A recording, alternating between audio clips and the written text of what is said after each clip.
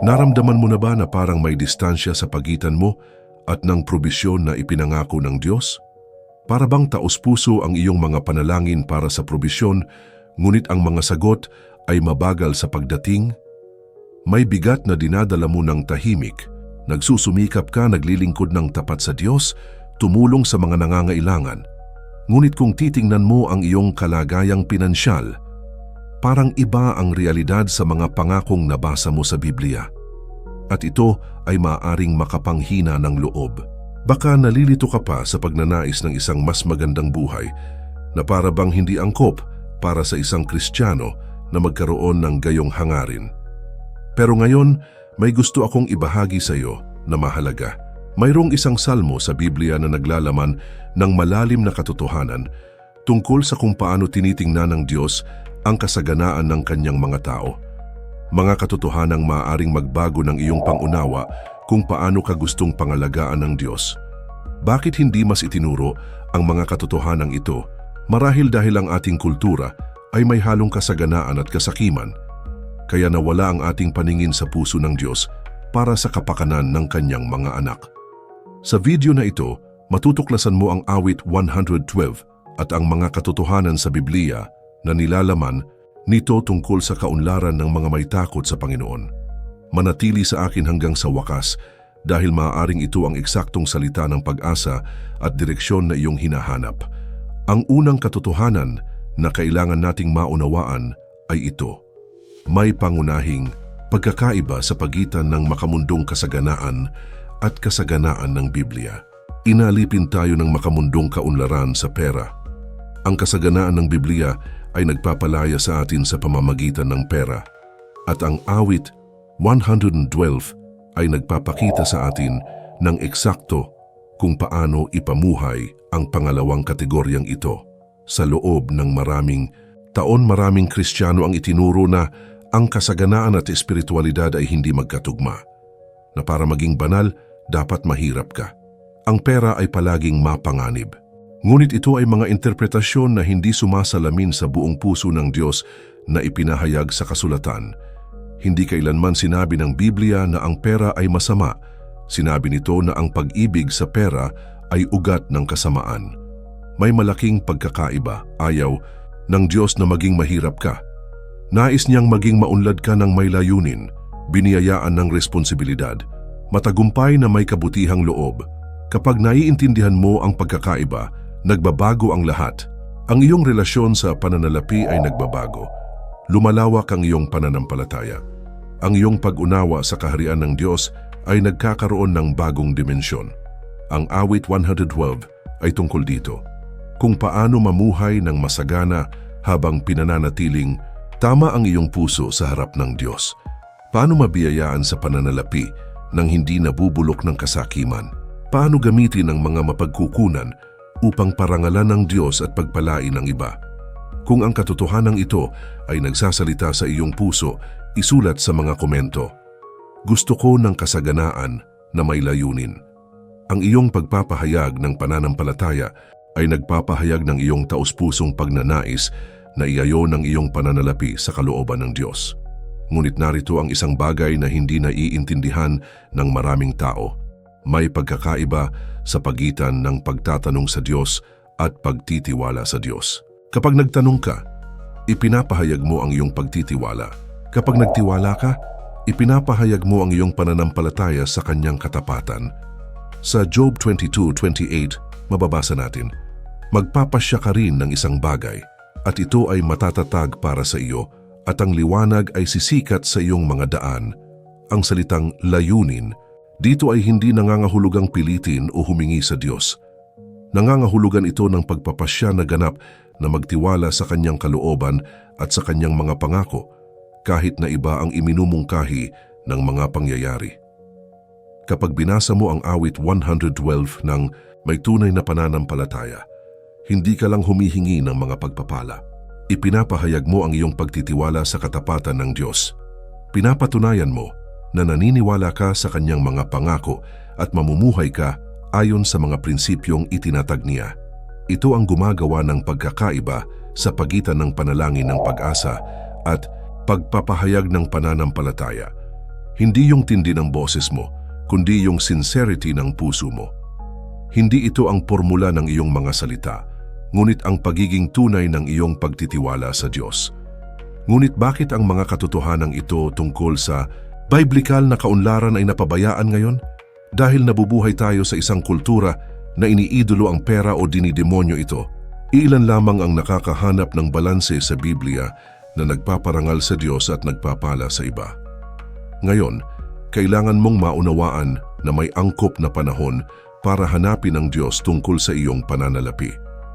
Isang panahon ng katahimikan at pagmuni-muni na nagpapahintulot sa iyong puso na umayon sa Kanya. Ang oras ng Diyos ay laging perpekto. Si Daniel ay may tiyak na mga oras para sa panalangin, umaga, tanghali at hapon. Binanggit ni David ang paghahanap sa Diyos maaga sa umaga. Madalas umalis si Jesus sa mga lugar na nag-iisa para manalangin. May karunungan sa pagkakaroon ng mga tiyak na oras upang makasama ang Diyos. Walang magic na oras na ginagawang pinakamabisa ang iyong mga panalangin. Ngunit may karunungan sa pagpili ng mga sandali na ang iyong isip ay kalmado at ang iyong puso ay tumatanggap. Mga sandali kung kailan maaari kang tumutok ng buo sa Diyos nang walang mga distractions o pagmamadali. Nakikita ng maraming tao na ang pagtatapos ng araw ay perpekto para sa pagmumuni-muni at panalangin. Mas gusto ng iba ang umaga. Ang mahalaga ay hindi ang tiyak na oras, kundi ang katapatan ng iyong puso at ang kalidad ng iyong atensyon sa Diyos. Ngunit mag-ingat, hindi lang ito tungkol sa timing, ito ay tungkol sa kalagayan ng iyong puso. Kailangan mong nasa estado ng pasasalamat bago humingi ng higit pang mga pagpapala. Kailangan mong kilalanin at pahalagahan kung ano ang mayroon ka na bago humingi ng higit pa. Dahil pinararangalan ng Diyos ang mga pusong nagpapasalamat, hindi ang mga sakim. Kung handa ka ng parangalan ang mayroon ka na at hanapin ang Diyos para sa Kanyang kalooban sa iyong pananalapi, isulat sa mga komento.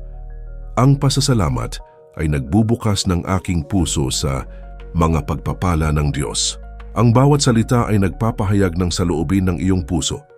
Ngayon ay oras na upang galugarin ang awit 112 ng magkasama. Ang awit na ito ay naglalaman ng mahahalagang katotohanan tungkol sa kung paano minamalas ng Diyos ang mga natatakot sa Kanya at naghahangad na mamuhay ayon sa Kanyang mga simulain. Mapalad ang taong may takot sa Panginoon at nalulugod sa Kanyang mga utos. Ang Kanyang mga inapo ay magiging makapangyarihan sa lupa. Ang lahi ng matuwid ay pagpapalain. Kasaganaan at kayamanan ay nasa Kanyang bahay at ang Kanyang katuwiran ay mananatili magpakailanman. Napapansin mo ba ang pagkakasunod-sunod? Una ay ang magalang na takot sa Panginoon. Pagkatapos ay darating ang kasiyahan sa pagsunod sa Kanyang mga paraan. Susunod ay ang positibong impluensya sa lupain. At pagkatapos ay darating ang kasaganaan at kayamanan sa tahanan. Hindi ito magic formula. Ito ay isang paglalarawan kung paano natural na dumadaloy ang pagpapala ng Diyos sa buhay ng mga nagmamahal at sumusunod sa Kanya.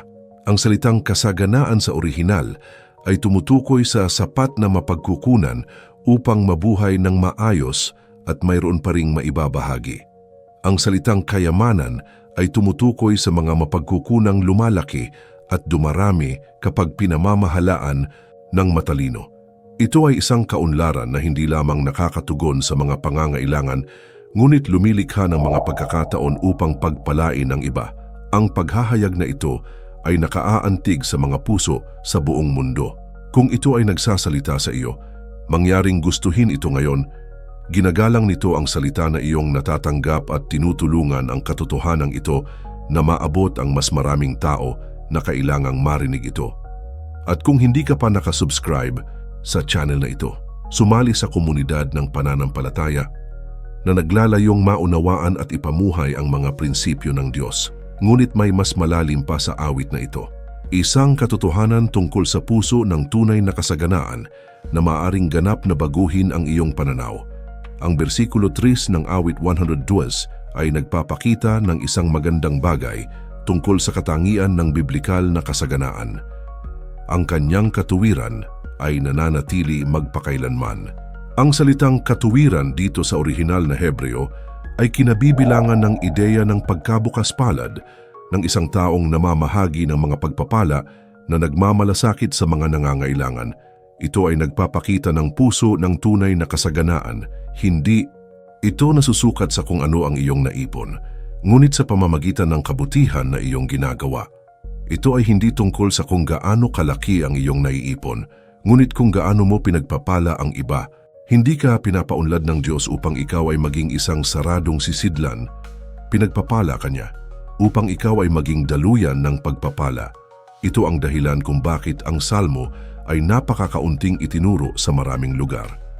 Dahil ito ay nagpapakita na ang tunay na kasaganaan ay may kasamang espiritual na responsibilidad. Ang banal na kasaganaan na iyon ay may walang hanggang layunin, na ang pagpapala ng Diyos sa iyong buhay ay hindi lamang para sa iyong personal na kapakinabangan. Ito ay isang kasangkapan upang pagpalain ang iba. Kapag naunawaan mo ito, ang iyong pag-iisip tungkol sa pera ay ganap na nagbabago. Itigil mo na ang pagtingin sa kaunlaran bilang isang wakas at simulan mong makita ito bilang isang paraan. Isang paraan upang matustusan ang iyong pamilya, isang paraan upang suportahan ang gawain ng Diyos, isang paraan upang mag-iwan ng pamana ng kabutihang loob. At doon nangyayari ang isang magandang bagay. Kapag naging channel ka ng pagpapala, maaring ipagkatiwala ng Diyos ang mas maraming mapagkukunan sa iyong mga kamay.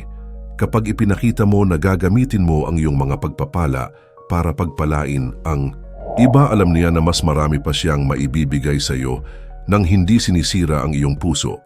Mayroong katotohanan tungkol sa kasaganaan na kadalasang hindi napapansin. Ito ay may epekto sa henerasyon. Sinasabi ng bersikulo 2 ng awit 112, ang kanyang mga inapo ay magiging makapangyarihan sa lupa. Ang lahi ng matuwid ay pagpapalain. Hindi lang ito tumutukoy sa iyong mga biolohikal na anak. Tumutukoy ito sa legacy na iyong iniiwan. Ang bawat matalinong desisyon sa pananalapi na gagawin mo ay nakakaapekto sa iyong hinaharap. Ang bawat pagkilos ng pagkabukas palad na ginagawa mo ay nagtuturo ng mahahalagang prinsipyo. Sa tuwing pipiliin mong magtiwala sa Diyos sa iyong pananalapi sa halip na umasa lamang sa luhika ng tao, nagtatayo ka ng pamana ng pananampalataya na makakaimpluwensya sa iba. Ngunit narito ang mahalagang bagay. Maaari ka ring maimpluwensyahan ng mga halimbawa ng pananampalataya mula sa nakaraan. Mayroong espiritual na pamana ng pagpapala na maipapamana sa mga henerasyon ng mga taong nagtiwala sa Diyos. At maaari kang makinabang sa mga halimbawang ito ng pananampalataya. Kapag inilapat mo ang mga alituntunin ng awit 100 dark sa iyong buhay, hindi ka lang naghahanap ng pagpapala sa kasalukuyan. Nagtatayo ka ng pamana ng pananampalataya at integridad na maaaring makaimpluwensya sa maraming tao sa paligid mo. Ito ang dahilan ng pagkakaiba sa pagitan ng pansamantalang kasaganaan at pangmatagalang kasaganaan. Ang isa ay batay lamang sa pagsisikap ng tao. Ang isa ay batay sa banal na mga simulain na nagtitiis sa panahon at kalagayan. Kung handa ka ng bumuo ng isang pamana ng pananampalataya at integridad, isulat dito, pinipili kong mamuhay ayon sa mga prinsipyo ng Diyos. Ang iyong pahayag ay nagpapahayag ng iyong pangako sa isang bagay na mas malaki kaysa sa agarang personal na benepisyo. Ngayon ay kailangan kong ibahagi sa inyo ang talatang pinakanaghahayag ng puso ng Diyos para sa mga nagtitiwala sa Kanya. Ang taludtod na nagpapakita kung paano nagtutulungan ang pagkabukas palad at kasaganaan. Sinasabi ng bersikulo 9 ng awit 112, siya ay nagsabog, nagbigay siya sa dukha. Ang kanyang katuwiran ay nananatili magpakailanman. Ang kanyang sungay ay matataas sa kaluwalhatian. Ang talatang ito ay naghahayag ng magandang katotohanan. Kapag mas marami kang nakikibahagi sa mga pagpapala ng Diyos, mas maipagkakatiwala ng Diyos ang mga pagpapala sa iyong mga kamay. Ang salitang kakalat ay nagmumungkahi ng sagana, hindi mabilang na pagkabukas palad. Hindi ito nagbibigay ng pinakamababa. Ito ay nagbibigay ng masaya at malaya. Ito ang uri ng pagkabukas palad na sumasalamin sa puso ng Diyos, na nagbibigay sa lahat ng sagana at walang kapintasan. At narito ang bahaging hindi nauunawaan ng marami. Ang kanyang sungay ay itataas sa kaluwalhatian. Nangangahulugan ito na ang iyong kakayahang gumawa ng mabuti, positibong makaimpluwensya, gumawa ng pagbabago sa mundo ay tataas kapag namumuhay ka ng bukas palad.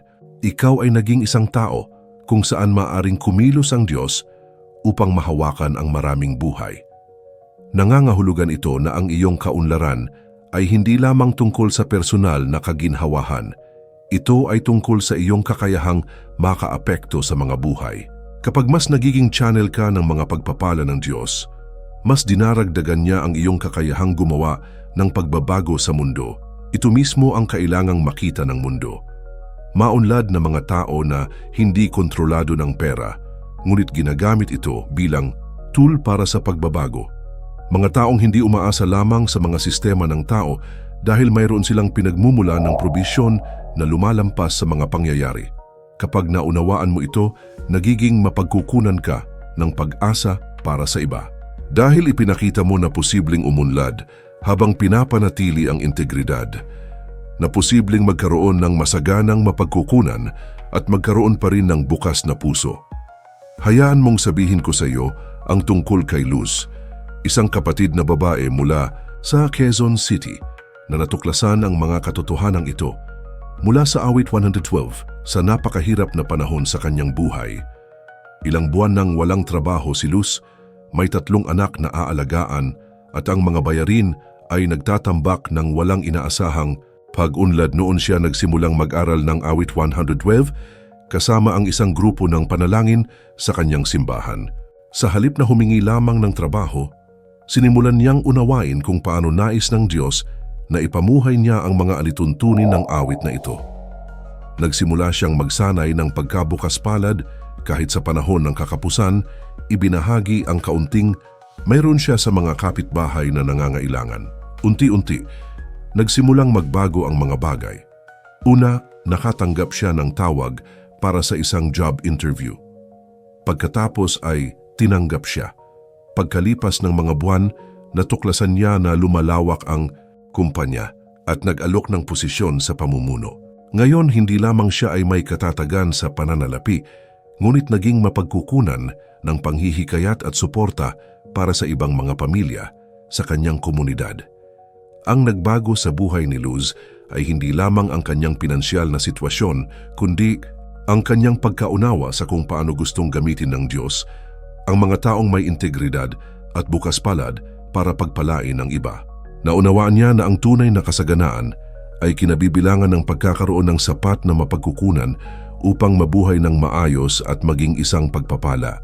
Ang salitang ito ay masyadong mahalaga upang panatilihin sa iyong sarili. Kung naantig ang iyong puso, ibahagi ang video na ito sa isang taong nangangailangan ng pag-asa na ito.